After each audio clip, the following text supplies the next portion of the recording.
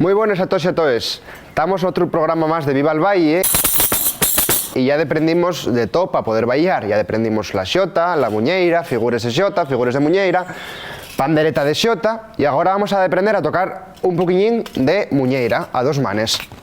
Y el toque, podemos seguir la nomenclatura de plátano, plátano, plátano. Y es siempre plátano, el mismo toque. Que es 1, 2, 3, 1, 2, 3. Plátano, plátano, plátano, plátano. Tiene que sonar siempre plátano y no come pan, que sería, por ejemplo, pan agarrao. Esto non é muñeira. Esto no es muñeira y esto otro sí. Bueno, espero que lo hayáis aprendido y un toque bien sencillo, son nada más que 3 golpes y diciendo plátano na cabeza, sal seguro.